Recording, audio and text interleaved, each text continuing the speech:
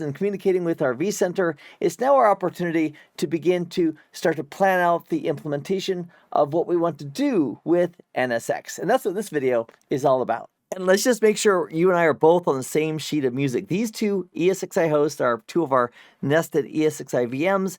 We have ESXi-A here and ESXi-B over here. And currently we're using our vCenter server, our nested version, and also our NSX manager, also part of this nested lab. And what we're going to do now is we're going to start implementing some additional NSX functionality on top of our existing infrastructure. And that's what these components right here are representing. We have a concept called a transport zone. We have a transport network. We have tunnel endpoints, an overlay segment. And let's take just a moment just to give a high-level overview of some of those concepts. So let's imagine that in a production network, we have a couple of racks of gear. And this one is rack number 1, and this is rack number 2. And we have a whole bunch of servers, including ESXi hosts, that are in those racks. Let's also presume that each of those racks do not have access to the exact same common VLAN, but they are reachable to each other over one or more routers. So the challenge is if we have a VM over here, for example, we can just use this one right here. If we have a VM that's running on ESXi-A, and we have another VM here running on ESXi-B, and if ESXi-A is over in this rack and ESXi-B is over in this rack, without some additional options to make those two VMs be on the same local subnet, as it is, these two VMs, we'll call this VM A and VM B, they are not able to be on the same local IP subnet because the actual hosts that are supporting those VMs are not on the same subnet. They don't have access to the same VLAN. So if we want the ability to go ahead and implement two VMs on two different ESXi hosts in two different racks, and we want the ability to place them on the same exact logical subnet, that is one of the benefits that NSX brings to the table. Because here's what we can do. We can have ESXi-A and ESXi-B, each with their respective VMs. And with the magic of NSX, we can actually set up a logical tunnel between those two ESXi hosts. And in the world of NSX, currently we use a technique called a Geneve tunnel. And Geneve is an acronym for the type of tunnel. And then each of the ESXi hosts would have a tunnel endpoint. That's what the acronym of TEP is. And although in the lab environment, because I want to make it simple, I've placed both of these tunnel endpoints in the same exact VLAN, they don't have to be. So for example, in a production environment, this ESXi-A host over here, maybe it has a tunnel endpoint of 10.1.2.11 for its tunnel endpoint. And for ESXi-B over here, its tunnel endpoint is 10.9.9.22. So those are two IP addresses not on the same exact subnet. But what we can do is we can set up a logical tunnel that can be routed over this transport network that logically allows those two ESXi hosts to communicate with each other by encapsulating traffic, sending it over the tunnel to the other side. So part of our implementation here of NSX is to specify, hey, we want to have ESXi-A and ESXi-B participate and be able to tunnel traffic to each other over a Geneve tunnel. And when we take ESXi hosts and we train them to add on this additional NSX functionality, they are now referred to as host transport nodes. So are they still ESXi hosts? Yes, they are. And if they have now the additional ability to do Geneve tunneling with tunnel endpoints to other ESXi hosts, they are now considered to be host transport nodes. So the next question is, okay, well, if we have these two ESXi hosts that have now been enabled for NSX, and they're now considered host transport nodes, how in the world do we put this VM here, VM A and VM B, on the same network segment, same logical subnet? And the answer is, we're going to create a new logical network segment that's common to both ESXi-A and ESXi-B. And that's referred to as an overlay segment in NSX. So in NSX Manager,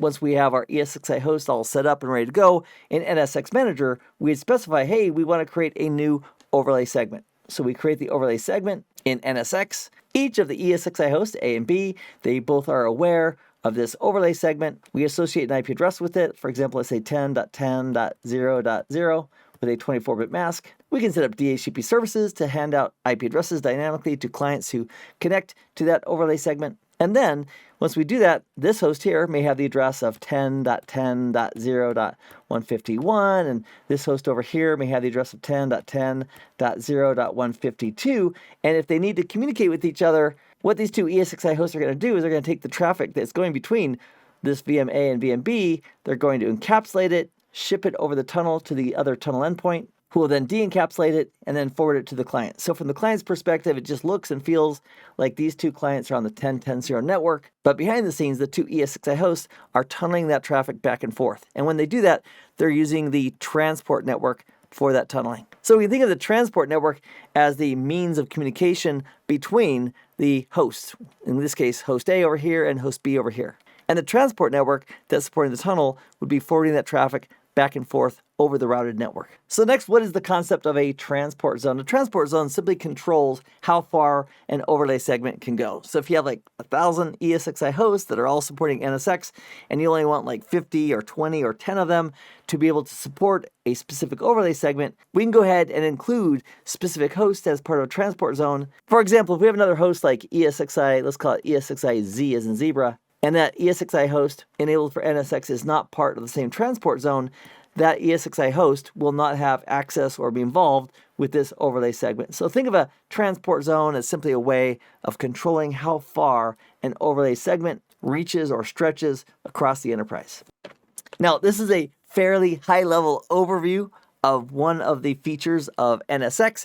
And again, for a more detailed, deep dive, step-by-step approach to how NSX works and all the details, please check out our content over at CBT Nuggets. So our intention here is I want to give you a high-level understanding of the components because we are about to deploy NSX on these two ESXi hosts. So let me clean this up and let's put a game plan together with a few of the critical components we are about to deploy. So regarding a few of the details we're going to need, number one, we're going to need to have some IP addresses and VLANs that we're going to use for the purpose of our tunnel endpoints on our ESXi hosts. So for the tunnel endpoints, let's go ahead and use VLAN 11. And let's use the IP addressing space for the tunnel endpoints of 10.11.11. Let's use 151, a range all the way through 200. Now, in our topology, we really only need, for the hosts here that are going to become host transport nodes, we really only need 2 IP addresses. However, this range will allow for some room. So we'll create a pool of addresses for that range, and then we'll specify for tunnel endpoint addresses, they can use that pool. Now, another option also exists, and that is to use DHCP for dynamically assigned tunnel endpoints. However, in a lab environment, I wanted to remove that additional requirement and not have to deploy extra services like DHCP. So using a single VLAN for the tunnel endpoints and a pool is the simplest and most direct option for our lab environment. So that's what we're going to use. So as part of this, in the NSX Manager, we will create a pool, an IP pool, and we'll specify this range of addresses. Now, another element we want to plan on is for these ESXi hosts, which are going to become host transport nodes, which VMNICs do we want them to use as they communicate with each other over our transport network? And again, think of the transport network like the real network, the routing and switching that allows connectivity between these two ESXi hosts. So to specify the actual VMNIC that we want them to use in combination with which VLAN we want them to use on those VMNICs, we are going to create an uplink profile that says, hey, let's use VLAN 11 and let's use VMNIC 2. So for our game plan, that's what I'd like to set up. So as far as the actual configuration, we'll need to create a pool that specifies the range of addresses to use for the tunnel endpoint. We'll create an uplink profile, which is going to specify the VMNIC that we want them to use, in our case, VMNIC 2, as well as which VLAN with 802.1q tagging we want to use using VMNIC 2. Also, to make it a little easier to set up, I'd like to go ahead and also move these two ESXi hosts into their own cluster in vSphere. Because that way, if we simply say, hey, we want everybody in this cluster to become a host transport node, the configuration becomes a lot simpler. So we'll create a new cluster in vSphere and the vSphere client, and let's call that cluster host transport nodes. And then we'll just move ESXi A and B into that cluster. And that way, if we just tell NSX that we want all the hosts in that cluster to become NSX host transport nodes, the configuration will be a lot more simple. Also, as part of that, if we are configuring a whole cluster at a time for host transport nodes, we can also leverage a feature called a transport node profile. And a transport node profile is a way to group many of the options that we want to use. For example, we can specify in the transport node profile that we want to use a specific uplink profile and a specific pool of addresses. And that way, if we associate a transport node profile with the cluster as part of the configuration, once again, the configuration is a lot more simple. And then also, as I'm thinking about this here, we also can use the default transport zones that are currently set up, or we can create our own. So I suggest let's create our own custom transport zone, and that way when we see it, we'll know exactly what it is. So let's create new transport zones. Now there's two types of transport zones. We have a overlay-based transport zone supporting overlay segments, and we also have what's known as a VLAN-backed transport zone. And although at this point in our game, we don't really need a VLAN-backed transport zone yet, we will. So let's create two new transport zones, one for overlay segments and one for VLAN-backed segments. And then as part of our transport node profile, in addition to specifying the uplink profile we want to use and the pool of addresses we want to use, we can also specify which transport zones we want these two ESXi hosts to be able to support. So with that game plan in place, let's take our existing nested vSphere environment and let's update our configuration to specify that we want ESXi-A and ESXi-B as part of a new cluster to also be enabled for NSX and to become host transport nodes. And to begin, let's go to the vSphere client and let's move these two ESXi hosts into a new cluster. All right, so here we'll log on to the single sign-on domain for vSphere.nested. We'll log on as administrator. All right, so here we go in the vSphere client, and this is our vSphere.nested single sign-on that we're dealing with. First thing I want to do is create a new cluster. So we'll right-click on our data center. From the menu, click on New Cluster. And let's go ahead and call this based on our plan. We'll call this Host Transport Nodes. And we won't bother doing DRS or HA, and we'll click on Next. We'll use the latest and greatest image as a target for that cluster. We'll click on Next, and then we'll click on Finish. And if we look at recent tasks, it is in the process of creating that cluster for us. So once it's created, we'll go ahead and we'll move ESXi-A at .31 and ESXi-B at .32 into that new cluster. Also, while we're at it, I'm going to go ahead and rename the other cluster, the current one called Nested Cluster. Let's rename that. So right-click and click on Rename. And let's call that non-NSX host, meaning it'll be hosts that are not enabled as host transport nodes, and we'll click on OK. And we'll leave ESXi-C in that cluster. So now that the new cluster exists, let's go ahead and let's take ESXi-A and B. Let me go to the Host tab here with that cluster selected. And let me take ESXi-A and B, and we'll right-click, and we'll put them into maintenance mode. So we'll do enter maintenance mode for both of those. Click on yes. We won't bother moving off any powered off or suspended VMs because we don't have any we care about at the moment. We'll click on OK and click on OK. So in just a minute or two, those two will be placed into maintenance mode. And once they are, we can then go ahead and move them over to the cluster called Host Transport Nodes. All right, so they're both in maintenance mode now. Fantastic. So let me go ahead and just drag them up to the new cluster. So there's ESXi-A and there is ESXi-B. Fantastic. And now that they're there in that new cluster, we'll go ahead and select both of them, right-click, and we'll bring them out of maintenance mode by clicking on Exit Maintenance Mode right there. And click on Yes. And the other thing I'm going to do just for grins is I'm going to go ahead and select the cluster here and click on Updates. Let me minimize recent tasks. And let me go ahead and check compliance. And these two hosts should already be compliant with this target image. But I just want to confirm and make sure that vSphere knows that these two hosts are compliant. Because when we start adding the NSX components to this cluster and these two hosts, A and B, they're in that cluster, it's going to be using Lifecycle Manager to go ahead and implement the updates regarding NSX. So by just doing the verification of the OS images first, it gives us a little bit of a head start in that process, because vCenter will know that the two hosts are already compliant with the image. So now that we have these two hosts in that cluster, let's go over to the NSX Manager and do our NSX configuration. So here in the NSX Manager, we have a few tasks to perform. One of those is to set up a pool of addresses that we can then use as far as the IP addresses for our tunnel endpoints for the hosts. So to set up a pool of addresses here in the NSX Manager, we're going to click here on the Networking tab, and then on the left, we're going to scroll down under IP Management, and there's an option right here for IP Address Pools. So we'll click on that.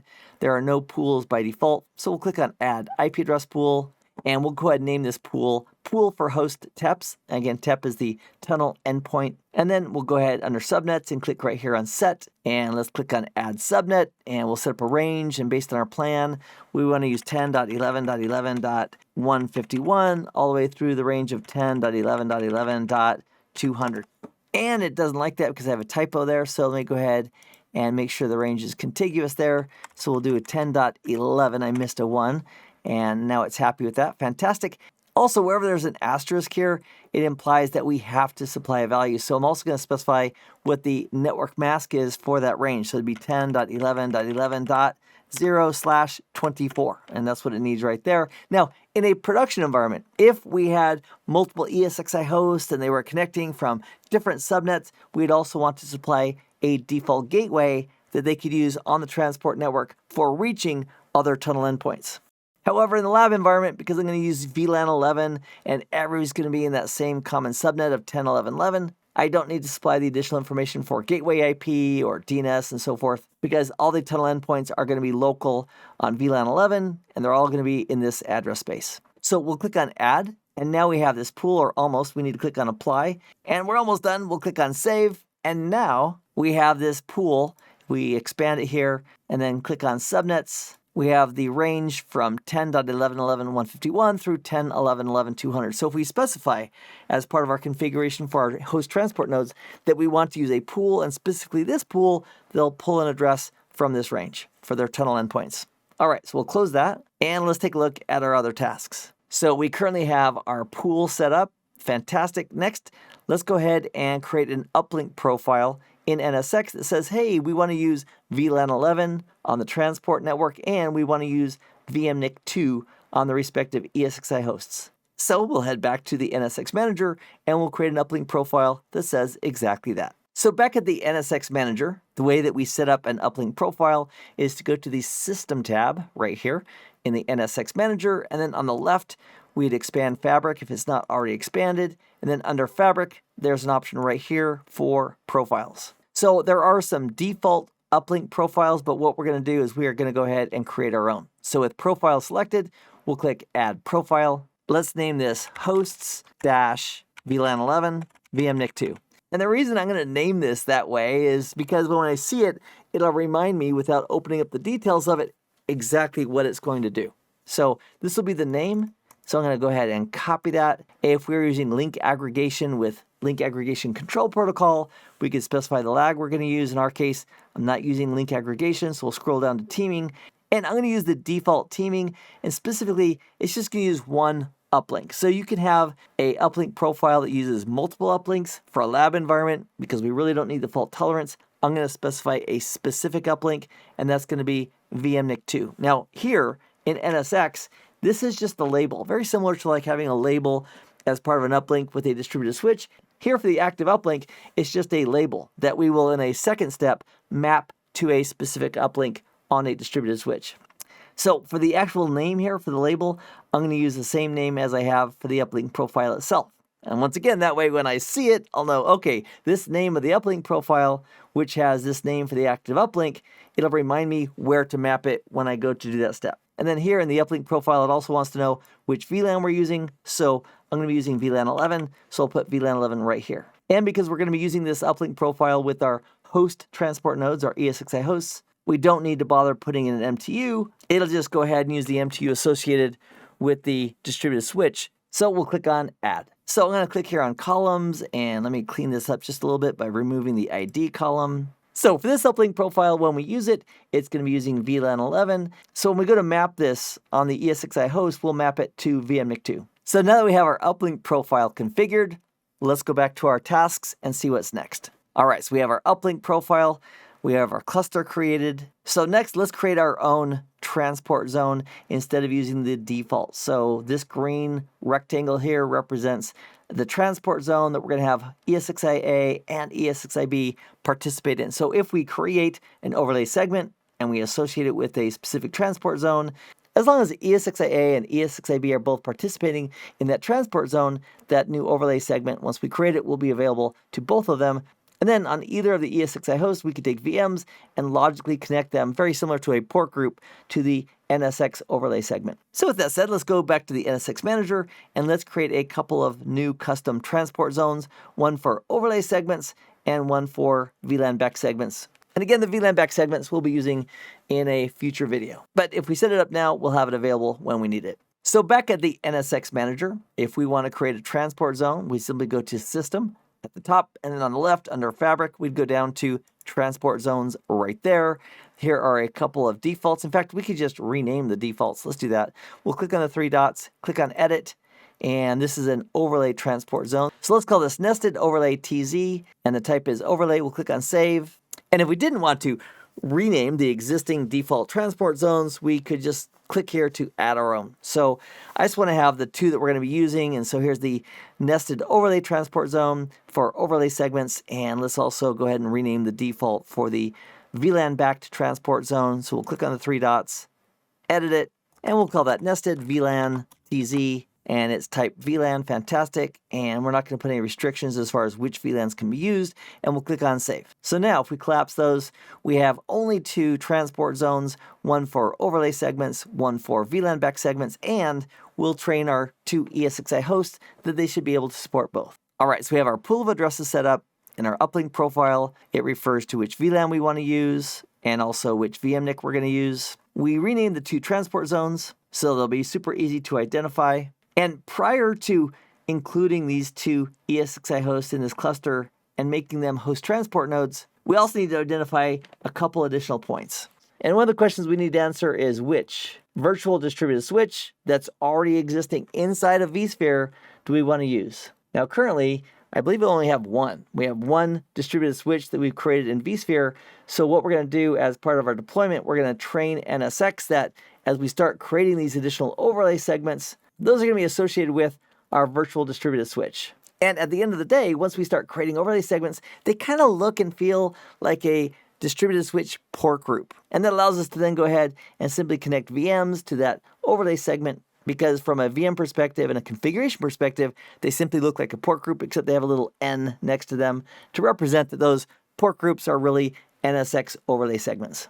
So we'll use the existing virtual distributed switch that we currently have inside of vSphere, and we'll simply add the overlay segments to that distributed switch. And before we start configuring the cluster, we also need to tie all these components together. And to do that, we're going to use a TNP. That's an acronym for a transport node profile. Think of a transport node profile like a group of settings that we then want to apply to a cluster of ESXi hosts. So let's create the transport node profile first, and then using that transport node profile, we'll go ahead and enable NSX on all the ESXi hosts, in this case ESXi A and B, that are inside this cluster. So still here in the NSX Manager with the System tab still selected, and under Fabric, we're going to go to Hosts. So currently it's showing us, because NSX Manager has integration with vCenter, it's showing us our two clusters, and here they are. However, before we enable NSX on this cluster, which contains ESXi A and B,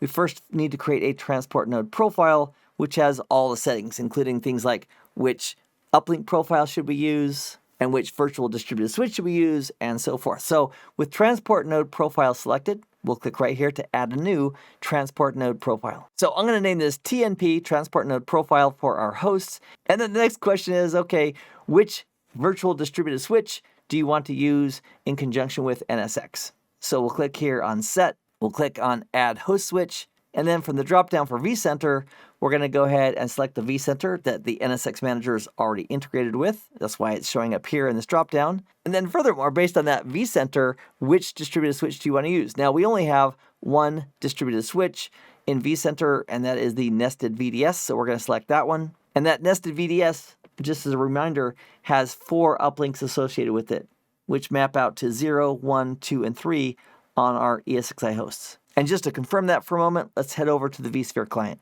So here is the vSphere client, here's the networking tab, here's our distributed switch, and if we go to configure and topology, just to confirm, we have these 2 port groups, and we have these 4 VMNICs associated from each of the ESXi hosts. So even though we're not going to be using ESXi-C, which is this guy right here, as a transport node, it still has access in the event we want to change it later. So as far as our uplink profile, once we bring ESXi A and B into the fold, they're going to be using VMNIC 2 right here as they communicate over the transport network. And more specifically, because we're going to specify to use VLAN 11 as part of an uplink profile, they'll be using VMNIC 2 and 802.1q tagging supporting VLAN 11. All right, so let's go back to the NSX Manager. We're in the configuration for our transport node profile.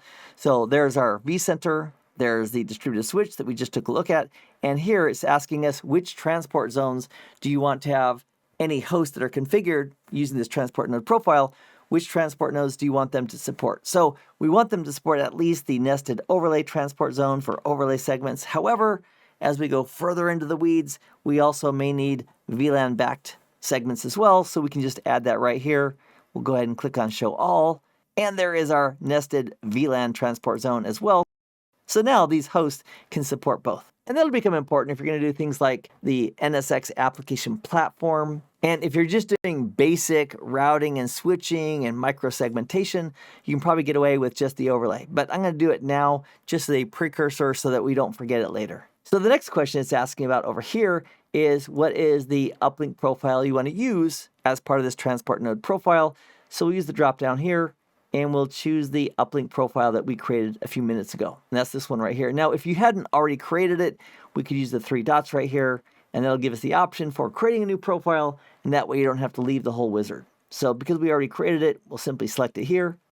So once we configure a cluster with this transport node profile that's using this uplink profile, it'll be using VLAN 11, and that's because that's specified in the uplink profile. And right here in this transport node profile, if we also take the additional step right here of mapping the uplink to use VMNIC2, which we'll do right now, we'll scroll down, grab VMNIC2, that's what causes any host using this profile to use that specific uplink. So again, it's a combination of the uplink profile, which is specifying the VLAN, and also mapping it correctly over to the correct uplink. So this is the name of the uplink on the distributed switch, specifically the nested VDS distributed switch. All right, what else do we need to specify? So anything with an asterisk in red, we need to specify. So for IP addressing, we're going to use IPv4. And for the IP address assignment, we can use DHCP if we had it set up, which we don't, or we could specify an IP pool. So this is going to be the IP addressing for the tunnel endpoints. And so if we're saying we're going to use a pool, we then want to go ahead and specify the pool, and that is the pool for host TEPs right there. Again, if we hadn't already created that, we could click on the 3 dots right here, and that will give us the option to create a new pool. And then we could return to the configuration wizard and finish off our configuration for the transport node profile. So let's check our work. So we are working with this vCenter, that distributed switch. We're going to have any hosts that are using this profile support these 2 transport zones. We're going to be using VLAN 11. We're going to map that over to VMNIC2. We're using a pool of addresses for the tunnel endpoints and using this pool. That looks great. So we'll scroll down, and on the bottom left here, we'll click on Add. And now that we've added that, we'll go ahead and click on Apply. And now that we've clicked on Apply, we'll click on Save. And we now have a beautiful transport node profile called TNP for our host. Now, why do we have this grouping of settings called TNP for our host? And the answer is, if we now configure a cluster, we can simply specify that we want to use this transport node profile and all the settings, including which distributed switch, which uplink profile, which VMNIC, and so forth, is all going to be used from this transport node profile. So to do the final step here, we'll go to cluster. So the process here is going to system, under fabric, going to hosts, and then selecting the cluster where you want to enable NSX on those hosts. So we want to go ahead and enable NSX on all the hosts in this cluster called host transport nodes. It's ESXi-A at .31 and ESXi-B. And because now we have all the parameters in place, we can just click on the checkbox up here for the whole cluster, click on Configure NSX, and then we'll use the one we just created. So we'll select TNP for our host and click on Save. Now, before we click on Save, just realize all the cool stuff that's about to happen. It's going to use the uplink profile from that profile. It's going to specify the VMNIC to use based on that profile. It's going to use the VDS, the virtual distributed switch, that's included as part of that profile. And so we don't have to go in and do all the itty-bitty configurations again. We can just click on Save, and it's going to go to work. And that's what's happening right now in the background. It's now in the process of checking that cluster, verifying compliance with those 2 hosts in that cluster, and then it's going to use the VMware Lifecycle Manager to add on and deploy the NSX component in conjunction with those 2 ESXi hosts. So here it says it's in preparation, and let's go take a peek at the vSphere client and see what that says. So back here at the vSphere client, if we look at recent tasks, you can see right here we're doing some import of updates, and that's regarding NSX. So really at this point, the only thing to do as we go back to the NSX Manager is just be a little bit patient for it to go ahead and complete. And this process could take anywhere between 5 minutes and 30 minutes. So let me collapse the left-hand column here to give us a little bit more room. And here where it shows the NSX configuration, if we click That's a hyperlink, and that can show us exactly the process that it's going through and where it's at. So at the moment, it's just in the preparation stages,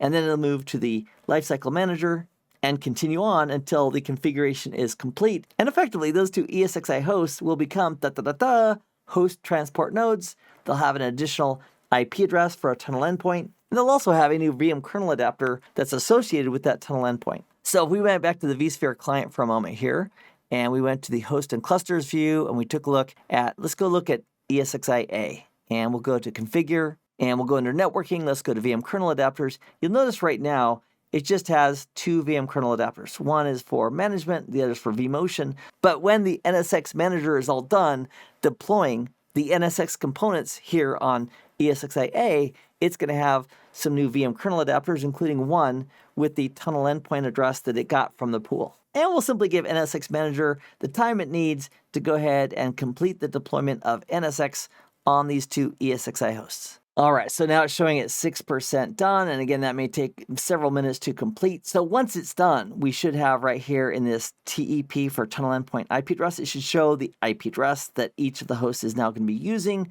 as a tunnel endpoint address. And even after it comes up and it's fully configured, if there's no reason to actually build a tunnel to another ESXi host that's acting as a host transport node, it's not going to bother doing it. So unless we have some overlay segments and some VMs that are actually using an overlay segment, which would require the tunnel, don't expect the tunnels to come up until they are needed. Because a tunnel may not come up, even if everything is configured correctly, if a tunnel is not needed between two ESXi hosts. So we'll give that a few minutes to go ahead and finish the deployment of NSX to these two ESXi hosts. And because that may take a few minutes, let me go ahead and let this finish. And then in the next video, we'll do a quick verification that the ESXi hosts have been correctly enabled for NSX. And then we'll take it to the next logical step, and that is to create an NSX-based overlay segment that we can then connect VMs to. So I'll see you in the next video when you're ready.